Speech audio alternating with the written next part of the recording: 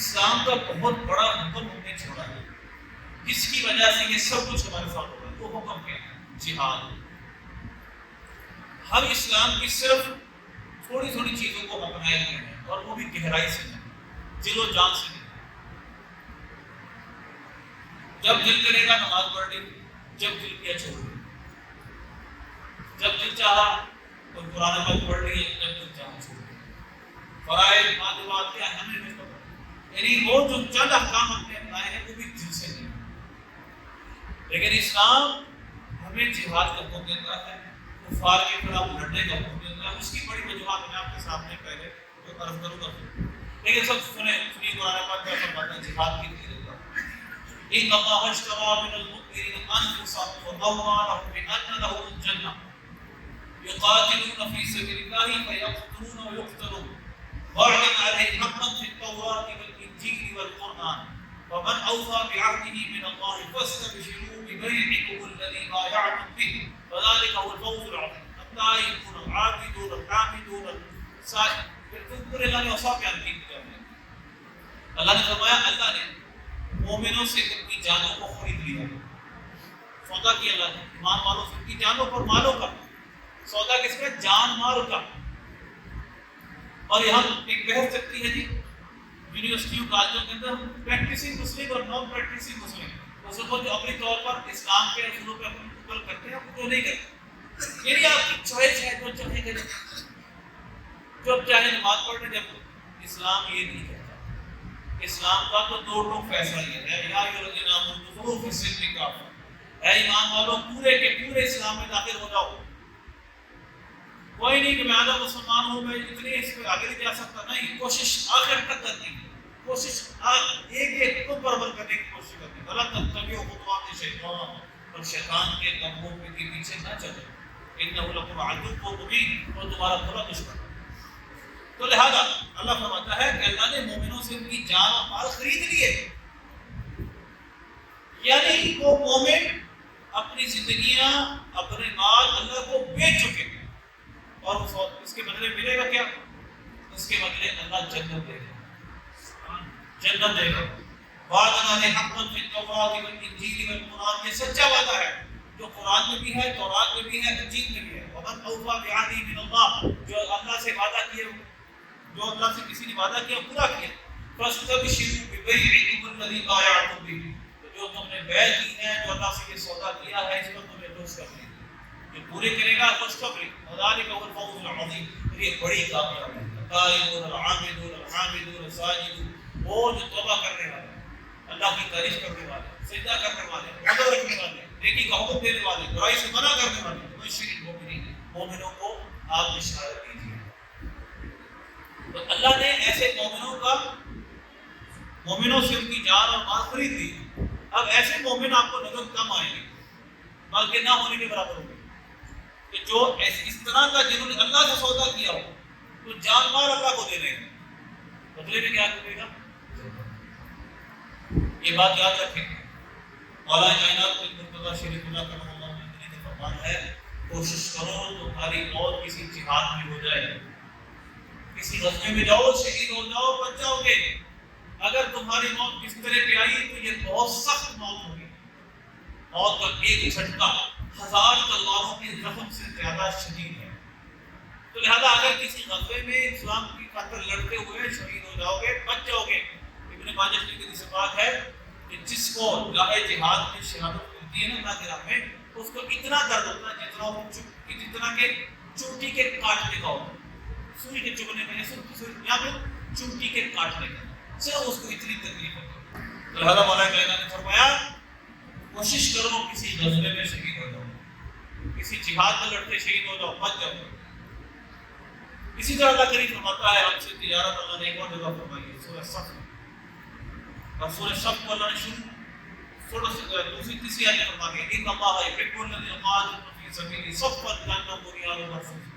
اللہ ان لوگوں سے پیار کرتا ہے جو صفیں بنا کر اللہ کی راہ میں لڑتے ہیں، اور اس طرح کی صفیں جس طرح سیسا پلائی دیوار ہو، سیسا پلائی دیوار۔ اب تو ایسے مومن بھی آپ کو نظر نہیں آئے کہ جو سیسا پلائی دیوار کی طرح اسلام میں نہیں کھڑے ہوئے، وہ صحت پسند تھی، کوئی یہاں چھوڑ جائے گا، وہاں چھوڑ جائے گا، یہاں چھوڑ جائے گا.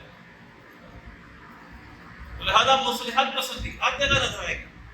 اسلام کے اصولوں میں ڈٹ جانا اور آخر تک چلے جانا یہ آپ کو بہت کم نظر آئے گا. لہذا اللہ نے تو فرمایا ہے کہ اللہ تو ان مومنوں سے پیار کرتا ہے جو اللہ کی راہ میں اس طرح لڑتے ہیں کہ جس طرح سیسا پگھلائی دیوار، پیچھے مڑنے کا سوال ہی پیدا نہیں ہوتا، کٹ مر جائے گی نہیں. اسی طرح اس کی سورہ صاحب اللہ نے دوسری کو فرمایا یا ایھا الذین آمنوا هل ادلکم علی تجارۃ تنجیکم من عذاب الیم. اے ایمان والو میں تمہیں ایسی تجارت کے بارے میں نہ بتاؤں جو تمہیں دردناک عذاب سے نجات دے دے. تؤمنون باللہ ورسولہ، اللہ رسول پر ایمان لاؤ. تجاہدون فی سبیل اللہ باموالکم وانفسکم، اور تم اللہ کی راہ میں اپنے مالوں اور جان کے ذریعے جہاد کرو. یہ تمہارے لیے بہتر ہے کہ تم جاؤ. یغفر لکم ذنوبکم ویدخلکم جنات تجری من تحتها الانہار، اللہ تمہیں تمہارے گناہ بخش دے گا، تمہیں ان باغوں میں داخل کرے گا جن کے نیچے نہریں رواں. ومساکن طیبۃ فی جنات عدن، اور تمہیں ہمیشہ رہنے والے باغوں میں میری جنت کے اندر داخل کرے گا، ہمیشہ رہنے کے گھروں میں داخل کرے گا. اس کے علاوہ یہ تو ہے آخرت. وَأُخْرَىٰ تُحِبُّونَهَا نَصْرٌ مِّنَ اللَّهِ وَفَضْلٌ قَرِيبٌ، اور دوسری وہ شے جس کو تم پیار کرتے ہو وہ کیا ہے؟ اللہ کی مدد اور فتح قریب. اللہ دنیا میں فتح قریب فتح بھی دے گا، دنیا میں فتح بھی دے گا اور اللہ کی مدد بھی آئے گی. لہذا اللہ کی مدد کے لیے اب اگر کوئی یہ کہے کہ اب اللہ کی مدد آ جائے ہم گھروں میں بیٹھے رہیں، ایسا نہیں ہوگا. آپ سمجھتے یہ ہیں کہ سارے سمجھتے ہیں کہ ابابیل بھیج دے. اور ابابیل اللہ نے اس وقت بھیجے تھے جب کوئی بھی خانہ کعبہ کو بچانے کے لیے موجود نہیں تھا، طاقت نہیں تھی اس وقت. اور ابرہا بادشاہ ہاتھیوں پہ آیا تھا. ہمارے پاس تو میزائل بھی ہیں، ہمارے پاس ایٹمی بم بھی ہیں، فوجیں بھی ہیں، طیارے بھی ہیں، سب کچھ ہے. اب کیوں کہے ابابیل آئے، ابابیل آ کر اور مسلمانوں کو بچائیں. تو بتائیے آپ نے یہ ساری طاقت کیوں پیدا کی، کیوں سب کچھ بنایا؟ یہ کس لیے بنایا آپ نے؟ یہ مسلمان دنیا کی جو سارے اسلحے کے سارے کاروبار ہو رہے ہیں، جو تجارتی منڈیوں سے اسلحہ خریدتے ہیں اور جیٹ طیارے اور ہر طرح کے وسائل، یہ کیوں خریدتے ہیں آپ؟ اگر یہ اسلام کے لیے کام نہیں آنے تو اس کا کیا فائدہ؟ اللہ نے تو قرآن میں صراحت جہاد کا ایک تصور ہے. جہاد کس لیے ہوتا ہے؟ لتکون کلمۃ اللہ العلیٰ، تاکہ اللہ کا کلمہ بلند ہو. اگر کوئی اور مقصد ہے، صرف سرحدوں کی حفاظت ہے، صرف اپنے گھر کی حفاظت مقصود ہے، اسلام کی حفاظت مقصود ہے، تو اس کا کوئی فائدہ نہیں. اس لیے قرآن نے ہمیں ترغیب دی. بدر کی تب آنی ہے جب نکلو گے. بدر کے میدان میں 313 نکلے، پھر مدد آئی. ہر جہاد میں مسلمان جب گئے پھر مدد آئی. اب ہم کہیں گھروں میں بیٹھے رہیں اور اللہ کی مدد آئے، اللہ اسرائیل کو نیست و نابود کر دے، ایسا نہیں ہے. یہ اللہ کے قوانین میں نہیں ہے. اسی طرح اللہ کریم قرآن پاک میں جا بجا ہمیں ترغیب دلاتا ہے جہاد کی، جا بجا ہمیں لڑنے کی. وَلَا تُقَاتِلُوا فِي سَبِيلِ اللَّهِ وَالْمُسْتَضْعَفِينَ مِنَ الرِّجَالِ وَالنِّسَاءِ وَالْوِلْدَانِ الَّذِينَ يَقُولُونَ رَبَّنَا أَخْرِجْنَا مِنْ هَٰذِهِ الْقَرْيَةِ الظَّالِمِ أَهْلُهَا وَاجْعَل لَّنَا مِن لَّدُنكَ وَلِيًّا وَاجْعَل لَّنَا مِن لَّدُنكَ نَصِيرًا. تمہیں کیا ہے کہ تم نہیں لڑتے اللہ کی راہ میں، حالانکہ کمزور مرد، عورت اور بچے وہ دعا کر رہے ہیں، اے اللہ ہمیں اس بستی سے نکال جس کے رہنے والے ظالم ہیں، ان کو ظلم ہوتا ہے وہاں. اے اللہ ہمارے لیے اپنی طرف سے کوئی مددگار بنا، کوئی دوست بنا ہمارا جو ہمیں اس ظلم سے نجات دے.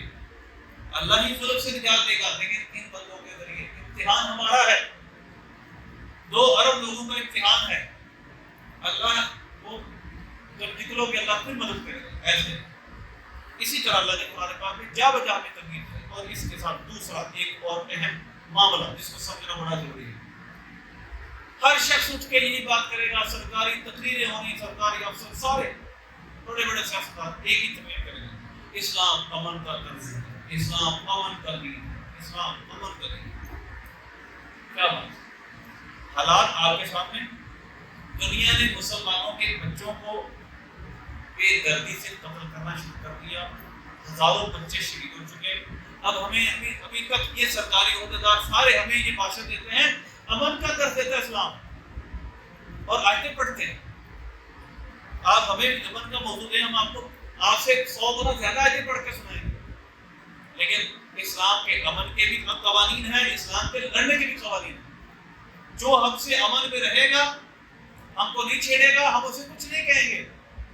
لیکن جو حق سے من میں نہیں رہے گا اسلام میں، اس کے بارے میں ہمیں سخت تلقینیں دی ہیں، ان کے خلاف جہاد کرو۔ اللہ قرآن پاک میں فرماتا ہے یا ایھا الذین آمنوا قاتلوا الذین یلونکم من الکفار ولیجدوا فیکم غلظہ۔ سورہ توبہ میں فرمایا اے ایمان والو، جن کافروں کی سرحدیں تمہارے ساتھ لگی ہوئی ہیں ان کافروں سے جہاد کرو، لڑو، اور یہ تمہارے بارے میں اپنے اندر سختی پائے۔ مطلب یہ جب غور و فکر کریں گے تمہارے ساتھ فاٹ لڑنے کا، سازش کرنے کا، تو یہ ڈر جائیں کہ تم ان کے ملک کو چھوڑو گے نہیں، یہ کافروں کو تم چھوڑو گے نہیں، لہٰذا اگر کوئی یہ سرگرمی کیسا بھی چاہے پیچھے ہٹ جائے گا، یہ ہمارا برا حشر کر دیں گے، لہٰذا امن سے نہیں رہے، اس کے علاوہ یہ امن سے بھی نہیں رہے۔ اسی طرح اللہ نے قرآن میں فرمایا یا ایھا النبی جاہد الکفار والمنافقین واغلظ علیہم۔ آپ بتائیں نبی پاک صلی اللہ علیہ وسلم کے بارے میں کتنی دفعہ آپ ان کی تقریر سنی؟ اللہ رب العالمین ہے، سرکار رحمۃ للعالمین ہے، بے شک اس میں کیا شک ہے۔ اللہ رب المسلمین نہیں ہے، اللہ رب الکفار بھی ہے، سب اللہ رب العالمین، بے شک اللہ رب العالمین۔ لیکن اسی قرآن میں اللہ نے یہ حکم بھی دیے ہیں، یہ اسی رب کے اسی قرآن میں حکم ہے کہ تم نے یہ کام بھی کرنا ہے۔ وَأَنزَلَ الْحَدِيدَ فِيهِ بَأْسٌ شَدِيدٌ وَمَنَافِعُ لِلنَّاسِ۔ اللہ نے کتاب بھی نازل کی، لوہا بھی نازل کیا، اور لوہے میں اللہ نے فرمایا بڑی سخت مار ہے، لِيَقُومَ النَّاسُ بِالْقِسْطِ، تاکہ اس لیے کہ لوگوں کو اس کے ذریعے عدل پر کھڑا کیا جا سکے۔ یہ قرآن پاک کی تعلیمات ہیں۔ ہر بندہ پیار کی زبان نہیں سمجھتا، بلکہ اکثر انسان پیار کی زبان نہیں سمجھتا، اخلاق کی زبان نہیں سمجھتا۔ تو لہذا اللہ نے قرآن میں یہ حکم دیا ان پر سختی کیجیے، ان کے خلاف جہاد کیجیے، ان پر سختی کیجیے۔ یہ جو سختی کا پہلو ہے آپ مسلمانوں نے چھوڑا، ہمیں بلا وجہ سختی کا حکم نہیں ہے۔ ہمارے ساتھ خود ہی لڑ رہا، ہتھیار ڈال کے ہاتھ اس کو مار دو، تمہیں اس کی اجازت نہیں۔ لیکن جو سرکش ہے، جو ظلم پر اٹھاتا ہے، جب وہ ہماری طاقت کو دیکھے وَأَعِدُّوا لَهُم مَّا اسْتَطَعْتُم مِّن قُوَّةٍ وَمِن رِّبَاطِ الْخَيْلِ تُرْهِبُونَ بِهِ عَدُوَّ اللَّهِ وَعَدُوَّكُمْ آخَرِينَ مِن دُونِهِمْ۔ اے ایمان والو تیاری کرو، اعدوا لهم ما استطعتم من قوت، جتنی قوت کی تیاری کر سکتے ہو کرو، طاقت اپنی طاقت بناؤ، اس طاقت کے ذریعے تم اللہ کے دشمنوں کو ڈراؤ، اپنے دشمنوں کو ڈراؤ، وآخرین من دونہم، اور کچھ ایسوں کو ڈراؤ جن کو تم نہیں جانتے۔ منافق ہیں تمہارے اندر بیٹھے ہیں، وہ منافق بھی ڈر جائیں کہ یہ تو بڑی سخت تیاری کر کے بیٹھے ہیں۔ اس لیے اسلام امن کا درس دیتا ہے، لیکن ہر جگہ نہیں۔ اسلام امن کا درس وہاں دیتا ہے جو لوگ امن چاہتے ہیں۔ اسلام امن کا درس وہاں دیتا ہے جب آپ جیت چکے ہیں، آپ فاتح ہو چکے ہو، تو پھر آپ بچوں کو نہیں ماریں گے، آپ بستیاں نہیں اجاڑیں گے، آپ فصلوں کو تباہ نہیں کریں گے۔ اسلام اس کی اجازت ہمیں نہیں دیتا کہ ہم قسم کشی کرنا شروع کر دیں۔ اسلام یہ ضرور کہتا ہے غلبہ پاؤ، غلبہ حاصل کرو، کافروں کو نیچے لاؤ۔ اللہ نے قرآن پاک میں کتنی جگہ پڑھا کہ اللہ تبارک و تعالیٰ نے یہ حکم دیا ہے اس وقت تک لڑو یہاں تک کہ اللہ کا کلمہ بلند ہو جائے، تکون کلمۃ اللہ العلیٰ، اللہ کا کلمہ بلند ہو جائے، اللہ کا قانون نافذ ہو جائے، اللہ کا دین بلند ہو جائے، اور اس کے بعد کافر یہودی رہے، کوئی عیسائی رہے، اسلام نہ لائے، اسلام کے تحت رہیں، اسلام کو کچھ نہیں ہے، اپنے دین پر قائم رہے، ان کا اللہ قیامت کے دن ان کا فیصلہ کرے گا، لیکن ہم ان کو کچھ نہیں کہیں گے اگر یہ ہمارے ساتھ نہ مل گئے۔ لہذا اسلام کے عمل کے بھی قوانین ہیں، اسلام کے جہاد کے بھی قوانین ہیں۔ افسوس یہ ہے اس وقت مسلمانوں کو اس طرف سے دور کیا گیا۔ عام لوگوں کو تو ہمارے جو حالات اس وقت ہیں پنجاب کے بالخصوص پوری دنیا کے بھی لوگ، مسلمان دنیا، ہمارے اندر جو اسلام کی اصل رونق ہے، اصل جو اسلام کا اصل مقام وہ ختم ہو چکا ہے، صرف رسم میں رہ گئے۔ ہماری اسلام کی اکثریت کو جس میں نے پہلے کیا وہ جانیں بیچ چکے، مال بیچ چکے۔ کہاں ایسے مسلمان؟ کہاں گئے وہ مسلمان جو اپنی جان مال اللہ کو بیچ چکے؟ یہاں تو نماز، یہاں پر تو مسجدیں ہیں، محلوں میں مسجدیں ہیں، ساری زندگیاں گزر جاتی ہیں مسجد کے قریب رہتے ہوئے، پوری زندگی قرآن پاک پڑھ سکے، پوری زندگی قرآن سیکھ نہیں سکے، پوری زندگی نماز کے فرائض، وضو کے فرائض تک بھی قائم نہیں ہو سکا۔ کیوں؟ اس وجہ سے نہیں کہ سکھانے والا نہیں، سیکھنے کا جذبہ ہے، سیکھنے کا ذہن ہے۔ لہذا ایسے مسلمان ختم ہوئے ہیں اس وجہ سے کافر سر چڑھتا ہوا. نبی پاک صلی اللہ علیہ وسلم کا ارشاد آپ کو سناؤں گا میں آپ کو. حضور صلی اللہ علیہ وسلم نے فرمایا تھا جس کا مفہوم یہ ہے کافر تمہارے خلاف جمع ہوں گے جس طرح لوگ کھانے کی دعوت پہ جمع ہوتے ہیں. صحابہ نے عرض کیا رسول اللہ ہم کم ہوں گے؟ فرمایا نہیں. دیکھیے کس طرح ہو بہو پیشن گوئی فرمایا. فرمایا تم اس سے بہت زیادہ ہوگے. آج کی تعداد سے تمہاری تعداد بہت زیادہ ہوگی لیکن تمہارے دلوں میں دنیا کی محبت آ جائے گی. موت کا خوف ہے. دنیا کی محبت کا موت کا خوف مسلمانوں میں جب تک نہیں تھا آخرت کا جنت کا یقین تھا اس وقت مسلمان ہی ڈرتے تھے کافروں سے ڈرتے تھے. تو لہٰذا اس وجہ سے آج 2 ارب ہیں لیکن چند لاکھ یہودی مسلمانوں کو کس بے دردی سے ان کا سب دنیا سے ان کا نام و نشان تک مٹا رہے ہیں. ان کی نسلوں کو انہوں نے یعنی جینوسائیڈ کر دیا. ان کی نسلیں مٹا دی. ہم کچھ نہیں کر پا رہے. لہٰذا اس لیے جو اسلام کا اصل کنسیپٹ تھا جہاد کا آپ کے جتنے بڑے اسکول ہیں یہ بڑے بڑے اسکول جتنے یونیورسٹی ہیں ان سب کے اندر آپ کو کوئی نہ کوئی ترغیب ملے گی بلکہ سب کے سب آپ کے بچوں کو سیکولر بنا رہے ہیں لا دین بنا رہے ہیں. ان کے ذہن سازی کی جاتی. پروفیسر ان کے باقاعدہ ذہن سازی کرتے ہیں شک و شبہات ڈالتے ہیں اسلام کے بارے میں. باقاعدہ شک و شبہات اللہ کی ذات کے بارے میں ڈالے جاتے ہیں. اس لیے بہت سے ایسے لوگ دیکھے گئے پہلے دیندار تھے نمازی تھے سب کچھ تھا کسی پروفیسر کی بات سنی سب کو چھوڑ گئے.